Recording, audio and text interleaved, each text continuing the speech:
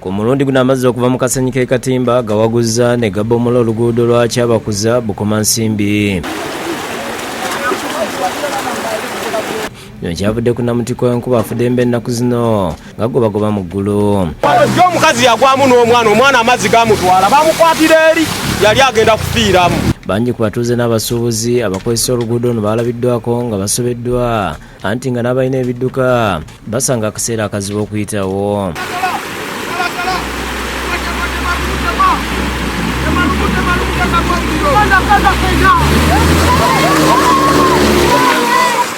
Batukolera oluguudo tewakyali bizinesi etambula kati nze ndi musuubuze mwanyi nzijja Katimba wano teziyitawo ffenna emirimu gyafudde oluguudo baganya oddukola. Jjukira emmwanyi eva wano Mawogola mpitirivu nnyo eyingira Kampala erina kuyita ku kkubo lino naye olw'embeera eno abantu ebintu bifudde bingi olwaleero.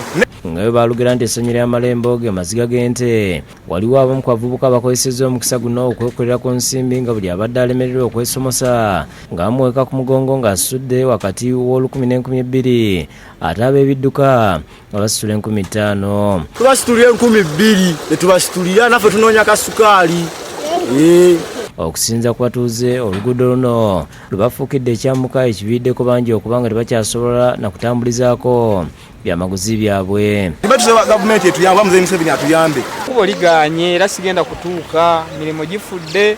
Banira bakiikidde ensinga ekitongole kya Yunula olw'okuwa kampuni ya Azu Properties Limited kontrakiti okuddaabiza oluguudo luno gye bagambye nti enkola yaayo yakanagweramu eyo ne basaba abo beewa ekikolebwa.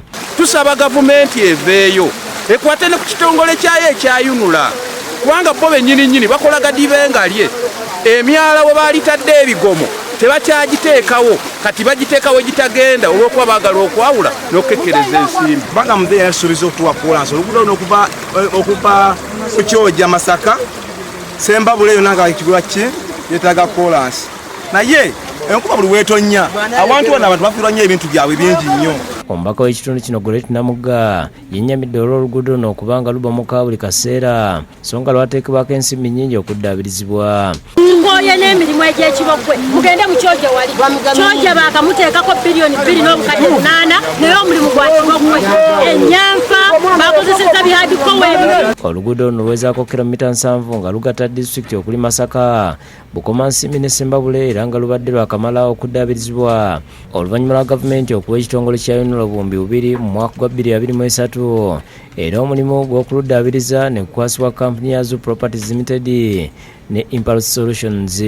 Omwogezi wa Yunula Alan Sempeebwa ku lukomo lw'essimu ategeeza nga ekitongole bwe kitannafuna nsimbi zisasula kontrakita eyaweebwa omulimu gw'okuluddaabiriza. Kontrakita eyaweebwa omulimu gw'okukola oluguudo olwo abadde takola mirimu lwa nsimbi. Sempeebwa era agumizza abatuuze nga bali mu nteeseganya ne kontrakita okubaako ne kyakola mu kifo awabomose. Tuwogerezanyiza naye n'atulaga nti ajja kujja abeeko kyakola. Fiona Nannyomo yakusakidde gwino ku Lwabukedde TV.